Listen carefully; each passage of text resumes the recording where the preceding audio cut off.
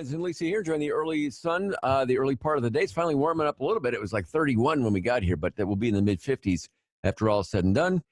In time now for Survive and Thrive with CH Insurance and our buddy Joe Convertino Jr. Hey, Joe, good morning. How are you today? Good morning, Gomez and Lisa. It's a typical snowy morning. We're on our third straight week, Gomez. Isn't it something? You're right. Every Survive and Thrive, it snows the day before. I don't know if that's... It's a joke. We got to get rid of this stuff. Hi, Lisa. Hi. Yeah, we've been going at this since like St. Patrick's Day. Yeah. That's how long Awful. this quarantine has been going on. For us in upstate New York, St. Patrick's Day weekend. I know. Wow. Good Lord. Well, Joe, got a special guest here today. Why don't you introduce us to Mark? Yes. Thank you. We have Mark Ray. Mark, thanks for coming in. He's the Vice President, Regional Manager of Howard Hanna. He's also recipient of the Crystal Award, Central New York Sales and Marketing last year. So, Mark, welcome. We thought, what a great time to have real estate. You saw some of our older episodes. We had different industries. We want to ask you, okay, mid-March, what happened? Okay, what was the initial thought with real estate? It was awful, but we know you have made it happen, you and your group out there. So, tell us some things you've done and how you become better, and thanks for coming. Thanks for having me. Thank you, Gomez and Lisa and Joe. What happened mid-March? Well, the real estate world was turned upside down. We were made non-essential initially. So everything came to a standstill and no one knew what to do. And people were thinking this and that and everything else. And then a week or two passed and we were made essential by the governor. And then a couple days later, we were kind of made non-essential again with different restrictions. So Facebook was rocking 24 hours a day because we were trying to get our arms around it.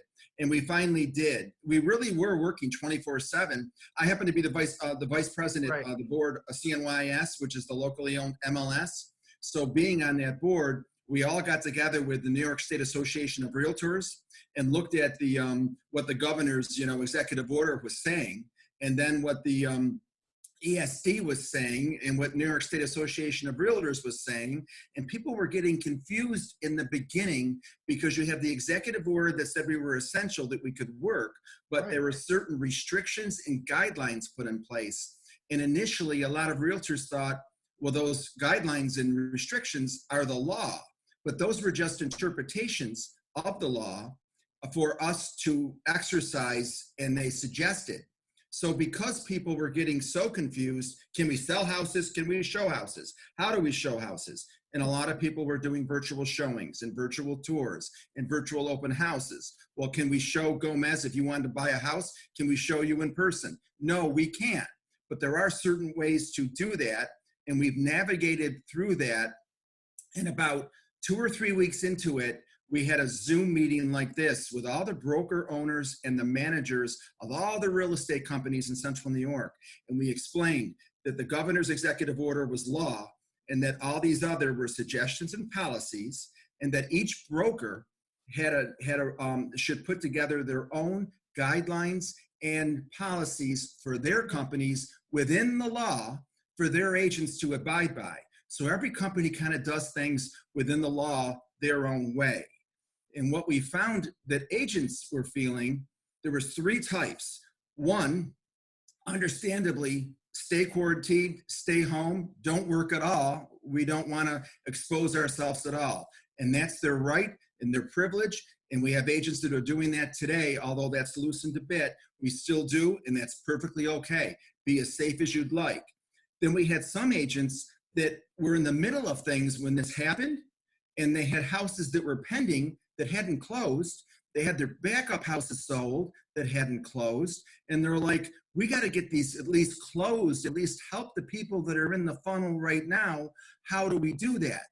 And then those agents said, and then I'm going to stop. I'm not going to do anything more. And then we have the third type that are out there within our guidelines and within our policies, still listing and selling real estate. And I have some really good news regarding those agents that are out there listing and selling real estate. If you'd like to hear about that and how we're doing it. Absolutely. And I'll tell you what, Mark, why don't you hold that thought just for a moment? It's Mark Ray from Howard Hanna, along with Joe Convertino Jr. and Gomez and Lisa. It's Survive and Thrive with CH Insurance. And this is all now being recorded as well on our Zoom meeting that we're having. And you'll be able to watch it in its entirety when we post it on our Facebook page at TK Classic Rock later on in the day. But we'll continue with the part 2, and Mark will love to hear those stats and facts that you have for us coming up here next. Cool. And now we can hear those fantastic numbers. Look at that. Yeah. Trained Good. professionals. Yeah. So we're back. Pick up where you left The off. good news, Mark. We need Good to hear news. the good news. So what we navigated through here at Howard Hanna, we navigated through in the sense that our president is doing a town hall every Friday morning from 10 to 11:30. And he has a panel of other agents. We're in 10 states. We're privately owned. So we have a panel of agents from all the states, including Central New York. And they actually went on and showed agents how to do virtual open houses and virtual tours. So what's happening right now, Gomez, let's say you want to sell your house right now, or Lisa, you want to sell your house right now. A photographer will come in and do a virtual tour because they're essential. They can come in and do that. We can't go in and do it, but you can do it. Will they have a mask on? They will have a mask and gloves. And Thank you. actually, I shouldn't say we can't do it. We can if you leave the house and you give us permission. We can go in Okay. now. We couldn't before, but now we Right. can. Some agents will, some agents won't. But we like to hire. We like to have the homeowners hire photographers to come in, so they have that virtual tour. And so now the procedures that we're putting in place, and we've put in place, is if one of you call and you will see a listing on the MLS, and you want to inquire about it, before we take you out and show it, now we're requiring at our company, and a lot of companies are doing this, for you to be pre-qualified or pre-approved. It's even better to be pre-approved because then you've gone through the process of turning in how much you make and your earnings and you're ready to go. And the reason why we're doing that is because there's such a shortage of inventory, we're getting multiple offers. Example, last Thursday, we listed a house in Casanova in the 150s. From Thursday to Sunday, we had 38 showings. Wow. And just so you know that we're practicing safe, showings, they were booked 1 hour apart. As a matter of fact, the agent who listed it went ahead. She would make sure that the door was unlocked. Then she'd go back out in her car. Now the seller and the buyers all have to agree to this. And then there's certain restrictions. On the door, she has this sign, and they're told ahead of time, door is unlocked because the agent unlocked it. Entry to go to co-sheltering people only, 3 max. Folks must wear a mask and gloves at all times. Use paper towels to open the door. Dispose of towel off property. Remove shoes on porch. Do not touch anything. All lights are on. All doors are open. Do not remove masks or gloves on property. Agent to remain in car at all times for seller security. Thank you so much. Stay safe yourselves. Welcome to the new world. Wow. And that is the new world. Mark, who is in the home when the potential buyers are walking through? That's a very good question. Thank you. The homeowners must leave. So they have to agree to it. If they don't agree to it, we don't do it. So the sellers have to agree and the buyers have to agree. And so the homeowners leave. The agent goes there, unlocks it, and remains in the car off the property while the buyers go in an hour apart per those instructions. We had 38 showings. We had 11 offers and 10 backup offers. I won't say what it sold for, but it sold for way above the asking price. But it wasn't the highest offer because the highest offer was so high, we didn't think it would appraise. Yeah. But that's one example. We had one in the western suburbs last week. Same thing. 9 showings, 7 offers. Went way above the asking. We had one in the northern suburbs. We had one in Liverpool. We had another one out east in the mid 240s. I can give you countless examples like that because the agents that are out there working, choosing to work, and again, if they don't want to, God bless them, they don't have to, but they're working safely. So what we're really, really putting out there, Gomez and Lisa, is this. Practice as safe as possible and show it safely as safe as possible. If someone inquires, send them a virtual tour. Have them view it virtually. If they still like it, tell them to drive by the house, drive through the area. If they still want to see it, then make an appointment the way I just explained it to you. So because you can cut down a lot of showings right then and there from the virtual tour. Mark, do you think know, a lot of go ahead. people are, because it seems as if there are far more buyers than there are homes for them, are more people starting to come into upstate New York because they're tired of city life, or what's going on here? I do know this. In Skinny Atlas, we have a Skinny Atlas office. I know in the high price range hasn't been as affected from a money perspective. We have quite a few buyers from downstate, the New York City area, that have told us they're out there. They have up to $2 million to spend, and they're looking. Yeah. So we do have people coming in from out of town, but but the ones I just mentioned before are, the people in town that need, people still need this. They're being laid off, and maybe they want to move out of state. They were already, had a baby, or they're empty nesters, and they have to list and sell. And because the world stopped, they can't necessarily stop. So we've found ways right now. Before COVID happened, on Wednesdays in the eastern suburbs, all real estate brokers held broker open houses for the brokers to go through to see what the inventory was. On Thursdays, they did Caravan in the north, and on Tuesdays, they did the brokers opens in the west. Right now, as we speak, it's Wednesday. My Liverpool manager, Shauna Thielen, organized last week. There's 8 people right now from various companies, she put it together, that are on a virtual Zoom brokers open. This way, all the realtors can see it virtually for their customers. And tomorrow, she's doing it by Caravan in the north. Gomez and Lisa, real estate, I've been around a while, and real estate all the new innovations have always started in California and moved east. And it's always taken us years later, but we always catch on, but it's usually a few years later. Mm-hmm. California has been doing virtual tours. It was coming. This brought it literally almost overnight. When COVID ends. Florida had it. Florida had it too. That's right. Yeah. When COVID ends, the world has changed. We will not go back. I predict we will not go back entirely. We will be doing it this way, where pre-quals and pre-approvals and virtual It helps tours in time. first. Oh, right? yeah. Time, efficiency, More efficient. qualification. Yeah. People aren't driving all over the place. Well, in California, traffic is miserable. It's hard to get around. And who wants to show a house if the people aren't pre-qualified? And I mean, I understand that if I'm not pre-qualified, I walk into a house like, oh my God, I love this house. I can't afford it. You fall in love with it, and everything else fails by comparison. Yeah. So you know what else though, Lisa? Some agents were thinking, oh my God, if we do these, we show this way, and there's this shortage, sellers won't need us. They'll go ahead and sell it on their own without us. Actually, it's more untrue than ever now, because when you're getting 6, 7, 8, 9 offers, and there's something called an acceleration clause. So Lisa, if you wanted to buy that house on Main Street and it's on for, $159.9, agents are now doing very often acceleration clause, which says, okay, I want to come in at $159.9, but you have my authority to go up to $165, $170, $172, $179.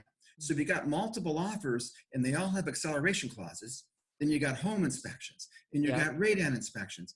You need the agent more than ever to negotiate all these multiple offers with all these acceleration clauses. Yep. And all the paperwork and a deal for New York State with all your addendum this and club blah, blah, blah, blah, blah. Thank God for you guys. I don't want to do it. Yeah, it's crazy. And most importantly, it's going to sell for thousands more because they know how to navigate through and cause these multiple offers. The key is listing it at the right price, though, in order to get the multiple offers. If you list it too high to start, people just kind of stay away. Yeah. But if you list it at the right price, they all come through. Yes, Joe.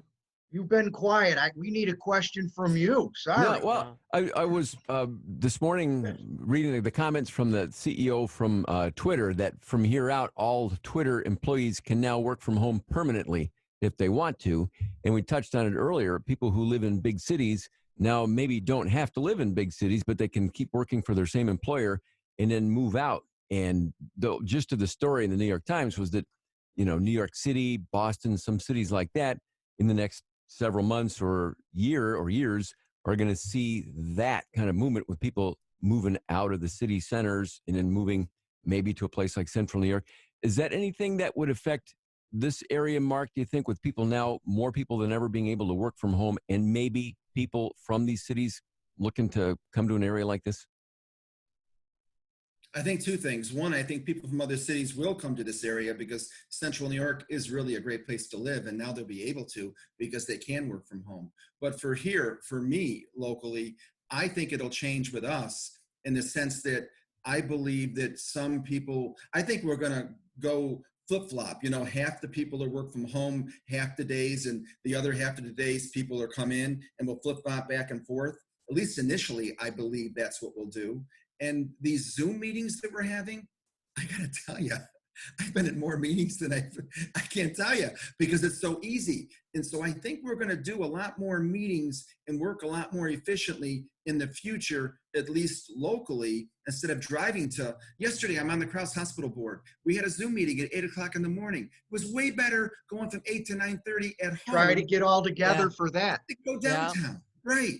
So I predicted that we're going to work, one of you said it, a lot more efficiently going forward, and we won't be coming into the office as much, and we'll be doing it on alternate schedules. At least that's what I think. I could be wrong, but that's my thought. What do you all think? Do you agree or disagree? No, we're doing I think like this here, the Zoom, and we've been doing far more of these on the air like we're doing right now. And looking into the fall when we start doing things, and hopefully college sports will start at some point in the fall, and it's scheduled to, but we do a lot with the SU football and basketball. And I can see some of the things that we do now with, say, the coaches and some of the players that have been on the phone. I could see it doing this and it being far more efficient. The audio quality is better, and it's great for listeners to now be able to see the people that we're talking to. So a lot of this technology that we were sort of forced into learning, it's like, wow, this is actually pretty cool. And I can see that change. What I'm really excited about? We used to do all our training in-house upstairs. I'm in the Camillus corporate office right now up on the top floor. And we would have 10 to 12 people come in from all around Syracuse. Well, we just finished our training for new agents. We had like over 20 people 3 days a week because they all came in under Zoom. And we're doing webinars 2 or 3 a week to show them how to do virtual open houses, to show them how to do virtual tours, to show them how to negotiate virtually. So and people are getting used to it. And the training is a lot better this way. It's forced people into new habits that I'm excited about. But the problem, Mark, like everybody's saying, real estate office, right? I mean, look at all the offices you have countrywide and what you're paying. I mean, corporate wide. So a lot of executives are saying we're in these leases for long times, and we, like you just said, you had a huge training room in Camillus. You may not use that for 6 months. I think we'll still use it, but we'll use it more efficiently. We'll still get together in person, but we'll do a lot more Zooms in between and in bigger audiences. I think we'll still use it. But yes, you bring up a good point. I think offices may become smaller. Yeah. Absolutely. So and I like it sounds Zoom, like obviously. I was just going to say, I Go like ahead, the Lisa. Zoom technology for families, for people with children who, maybe, I can't get a babysitter, in the morning, I don't know. That's been really good, I think, for moms of young children who can't get a sitter and they want to work, but they have to work remotely and stuff like that. I just think that's been really good for people. Yeah. Lisa, one of our employees who's been with us for 30 years is retiring Friday. Tomorrow, I'm doing a big, huge Zoom for the whole company, and we're all just going to kind of chat for an hour back and forth. And I went to a 60th birthday surprise party by Zoom last week. There's so many things. It's kind of cool. Zoom happy hours. Zoom happy hours. Yeah. Hey, Mark. So, Mark, it sounds like your business is really thriving. You change, but you got, a lot of energy, and I think So it sounds like your business is doing well with Joe, the market out there. This is not a sales pitch. I mean this quite sincerely. Because we're shortage of homes, if you want to sell your house now, you can sell your house right now during COVID, if priced right, for more money than ever because there's a shortage with all these multiple offers. We had multiple offers before this happened, but when this happened, a lot of people pulled back because they were understandably afraid. But now that we have safe precautions in, should you want to, there's an opportunity to get even more now than you did pre-COVID. It's not a good thing. I'm not saying this is a good thing at all. Right. I'm just telling you, it's forced us to, as you said, survive and thrive. And thrive. One of the questions Gomez and I were talking about, Mark, when these people go to closings for, the closings virtually, they get their homeowners insurance, don't they? Who do they get it from, Mark? They get it from you because you're excellent. Talk about a shameless plug. You've been great. Hey, that's Thank great. you for I'm having me. sorry. No. Hey, Mark, Been great. You knew it was coming. and good to see you too, Mark. I know the first time I ever saw you, I think you were Caiaphas in Jesus Christ Superstar. Oh my God, that was a long time ago. I know, That is because true. you've been very active in local theater Oh, for that's many years. right. Gomez, yeah. Gomez. One quick thing. You mentioned theater. I was in Damn Yankees at the Civic Center last summer. 2 weeks ago, we've all kept close in our Facebook group, private Facebook group. 2 weeks ago, we all missed each other. So I hosted a Zoom for I thought would be an hour on a Friday night. Yeah. 2.5 hours later, we had a party on Friday night. No kidding. 18 of us. It was great. Well, good for you. That's fun. This is part of the technology that I think that actually people are enjoying and will continue it long after this is over. So very cool. I agree. Thanks, agree. Mark. Thank Mark you. Ray from Howard Hanna and Joe Convertino Jr. from CH Insurance at Survive and Thrive every Wednesday. Joe Rock. All right. See you guys. Happy Wednesday. Have a good week. You Happy too. Bye. Wednesday.